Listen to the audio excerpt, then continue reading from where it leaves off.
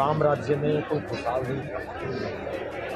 मैं किसी धर्म का या भगवान का विरोधी नहीं हूँ, लेकिन राम राज्य में कोई खुशहाल नहीं था। और यहाँ राम राज्य आ रहा है ना, देखो आप कैसा आ रहा है कि बच्चियाँ रो रही हैं, रेप हो रहे हैं, महिलाएं रो रही हैं, जगह जगह क्राइम हो रहे हैं, दलितों पे अत्याचार हो रहा है, शोषण हो रहा है।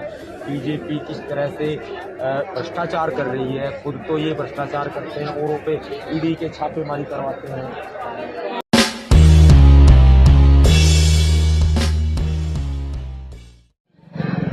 ये मनुवादी मान सकते हैं तो सिर्फ वो कहते हैं लातों के भूत बातों से नहीं मानते, वही काम होगा। ये लातों के भूत हैं, ये बातों से मानने वाले नहीं, लेकिन हम संविधान को मानते हैं। इसलिए हम भी संविधान को मानते हुए इंतजार कर रहे हैं। भाई आज का दिन हमारा है और आज का दिन तुम्हारा है और कल का दिन हमारा हो। तो क्या धमकी दे रहे हो? अगर सुनो, अगर ना इसको कोई धमकी मानते तो मान ले, हमें कोई प्रॉब्लम नहीं है। हम तो समझा रहे हैं, थोड़ा भाई ऐसे भी मान ले, सोचने पर डिपेंड करता है ना कि धमकी वो मानते हैं क्या मानते हैं। हम तो सिर्फ समझा रहे हैं। एक तरफ आप चैलेंज भी करते हैं, दूसरी तरफ कहते हैं हम संविधान को भी मानते हैं। दो चीजें कैसे? संविधान हमें अभिव्यक्ति की आजादी देता है, तो ये अभिव्यक्ति की आजादी है जो मैं बोल रहा हूँ, ये समझनी पड़ेगी। आप लोग आ जाते हैं या प्रशासन उथल पुथल हो जाता है?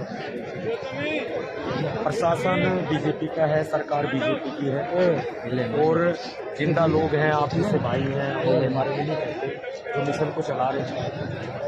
जब यहाँ एक मित्र से मेला बना हुआ है, समाज है पूरा दिल्ली में, ये जब छोटी सी हुंकार भरी तो हालात सबको देख लो, दिल्ली नीली होगी, दिल्ली नीली होगी। और अगर ये लोग पूरी अगर हुंकार भर देंगे, ये लोग पूरे तरीके से सड़कों पे आ जाएंगे, बीजेपी का जीना मुश्किल हो जाएगा। आवाज आती है, भीमसेना का अध्यक्ष आता है, दिल्ली पुलिस उथल पुथल हो जाती है, कहीं इधर से फोर्स बुलाते हैं, कभी उधर से फोर्स बुलाती है। क्या है आपके अंदर? तोप लेके चलते हो, गोले लेके चलते हो, बारूद है, क्या है? हम बाबा साहब डॉक्टर भीमराव अम्बेडकर जी का संविधान लेके चलते हैं, और हमारे सीने में दर्द है। जो दलित समाज को मारा जाता है, काटा जाता है, वो दर्द है, हम वो दर्द लेके चलते हैं। दिल्ली विश्वविद्यालय में आज तक इतनी फोर्स नहीं लगी जो आज है यहाँ लगी हुई। ये इलीगल है फोर्स लगाना, हम फोर्स से कम नहीं है। जिस दिन हम फोर्स वाली पे आएंगे तो दिल्ली पुलिस हो या फिर इनकी और अदर फोर्स हो, घर ही रह जाएंगे। हम मान रहे हैं, समझ रहे हैं कि भाई न्याय दो, आप लोग हमारी बात सुनो, और अगर इन्होंने बात नहीं सुनी, न्याय नहीं दिया, तो फिर हमें न्याय तो कोर्ट के रास्ते से मिलेगा आपको। देखिए कोर्ट में भी इन दिनों होने वाला सम्मान करते हैं, कानून का हम सम्मान करते हैं, लेकिन उसका मतलब ये नहीं है कि कोई हमारे सम्मान को आँच करता रहेगा, ठेस पहुंचाता रहेगा और हम चुपचाप देखते रहें। अरे 500 साल पुराना जब मंदिर मिल गया कोर्ट के रास्ते से, तो आपको भी मिल जाएगा। कोर्ट पे विश्वास रखिए ना। RSS ने 100 साल संघर्ष किया है, जब उनको वो मंदिर मिला। हमारा रास्ता मंदिर का नहीं है। आप कहते हैं कोर्ट से न्याय मिलेगा, हमें कोर्ट खुद बनाना है अपना, हमें अदालत खुद बनना है, हमें अपनी सरकार खुद बनना है, हमें खुद अपनी तैयारी करनी है। इस लोकतंत्र की बैठना है। इस लोकतंत्र की व्यवस्था में आपको विश्वास नहीं है? लोकतांत्रिक व्यवस्था में विश्वास है, लेकिन लोकतांत्रिक व्यवस्था को हमें अपना अगर लोकतांत्रिक व्यवस्था पे कब्जा करना है, बात को समझो। हमें कब्जा चुनाव से करोगे, जबरदस्ती करोगे, हमला करके? देखो चुनाव पे कैसे करें? चुनाव ईवीएम मशीनें है ना, कैसे करें? चोर तो चोरी कर रहा है, हम तमाशा देख रहे हैं, भाई नहीं चलेगा ये तो। आप भी मानते हैं ईवीएम में चोरी होती है? मानते क्या, हम बिल्कुल मानते हैं, देखते हैं, एक्सपेरिमेंट होते हैं। आप एक बात बताओ, आपका मोबाइल हैक हो सकता है ना?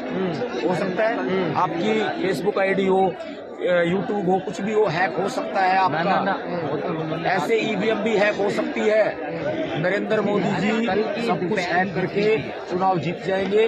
उन्होंने पहले ही ये घोषणा कर दी है कि वो चुनाव जीत चुके हैं, वो तैयार हैं।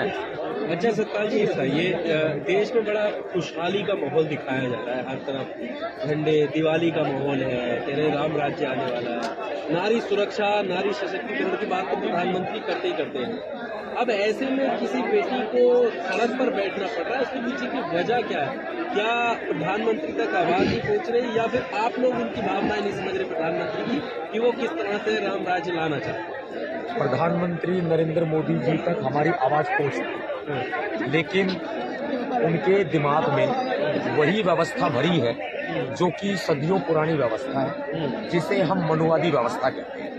और ये मनुवादी व्यवस्था जो उनके दिमाग में दिलो दिमाग में भरी हुई है, ये तभी निकलेगी जब हम लोग अपनी पूरी तैयारी के साथ में अम्बेडकरवाद में आगे बढ़ें। निकालना क्यों चाहते हैं? वो तो लाना चाहते हैं उस व्यवस्था को। वो चाहते हैं कि भाई जैसे पहले राम राज्य हुआ करता था सब खुशहाल, वैसे अब होंगे। राम राज्य में कोई खुशहाल नहीं था। मैं किसी धर्म का या भगवान का विरोधी नहीं हूँ, लेकिन राम राज्य में कोई खुशहाल नहीं था। और यहाँ राम राज्य आ रहा है ना, देखो आप कैसा आ रहा है कि बच्चियाँ रो रही हैं, रेप हो रहे हैं, महिलाएं रो रही हैं, जगह जगह क्राइम हो रहे हैं, दलितों पर अत्याचार हो रहा है, शोषण हो रहा है। बीजेपी किस तरह से भ्रष्टाचार कर रही है, खुद तो ये भ्रष्टाचार करते हैं, औरों पे ईडी के छापेमारी करवाते हैं। तो आप उस संस्कृति को नहीं मानते जिस संस्कृति पर इन्हें गर्व है? वो चाहते हैं कि सदियों साल पुरानी संस्कृति दोबारा जिंदा हो रही है। देखो, जो संस्कृति ये लोग जिंदा कर रहे हैं या जो संस्कृति की आप बात कर रहे हैं, वो संस्कृति हमारे खिलाफ। हमारी संस्कृति तथागत गौतम बुद्ध की और कहते हैं कि गुरु रविदास जी की, गुरु कबीरदास जी की संस्कृति है। हम उनकी संस्कृति को क्यों मानते हैं? उनकी संस्कृति को हमारे इसमें किसी को कोई भेदभाव वो नहीं है। वो तो ये तक कह रहे हैं कि अगर राम नहीं करना चाहते हैं, बोलना पड़ेगा, राम जी सबके हो सकते हैं, हमारे नहीं हो सकते। क्यों नहीं हो सकते? आप इतिहास उठा के देखो, इतिहास को पढ़ो, आपको पता चलेगा कि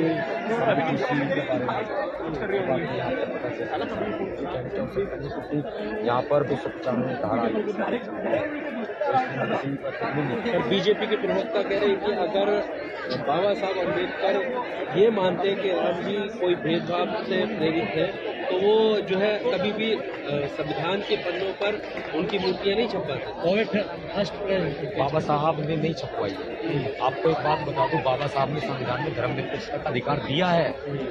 हर धर्म को भारत में रहने का, अपना प्रचार करने का, शांति से रहने का अधिकार है हर धर्म को। ये नहीं कि तुम बच्चों की तरह, बंदरों की तरह उछलो और दलितों का अत्याचार करो, महिला पे अत्याचार करो। ये नहीं चलेगा इस देश में। इस देश में चलेगा तो बाबा साहब अम्बेडकर का संविधान चलेगा। नहीं तो मैंने शुरू में भी कहा है कि दांतों के भूत बातों से नहीं मानते, फिर हमें अपनी वाली पे आना पड़ेगा और उनको सबक सीखना। क्या है आपकी वाली? जब करेंगे तब बताएंगे। अपने भी संविधान से नहीं चल रहा है? नहीं, अभी नहीं चल रहा ना। संविधान गलत हाथों में, संविधान गलत हाथों में जा चुका है, बचाना है। संविधान से नहीं चलता तो आप ऐसे प्रोटेस्ट कर रहे होते? वो तो इनकी मजबूरी है। आईपीसी बदल गई, सीआरपीसी बदल गई, इंडियन एविडेंस एक्ट बदल गया, सब कुछ तो बदल रहा है। संविधान के सेक्शंस बदल रहे हैं, सारे आर्टिकल्स बदल रहे हैं, सब कुछ तो बदल रहा है। तो आप खुद समझदार। कहा जाता है कि आप जो ज्वलनशील मुद्दे होते हैं उनमें भी कूद जाते हैं, जहाँ आपका कोई काम नहीं होता वहाँ भी आप कूद जाते हैं। हम हर व्यक्ति के साथ है जिसको सताया गया। हम अम्बेडकरवादी हैं, इसलिए हमें डर है। सीधा टकराव की बात करते हैं। टकराव की बात करना भी जरूरी है, क्योंकि अगर गर्मी निकल जाएगी लोगों के शरीर से तो फिर तो बर्फ जम जाएगी और फिर आपको मालूम है कि क्या हालात पैदा होंगे। लोग बाग फिर कपकपी में जो है ना वो कैसे जिएंगे बताओ। ठीक है जी, ओके, जय भीम।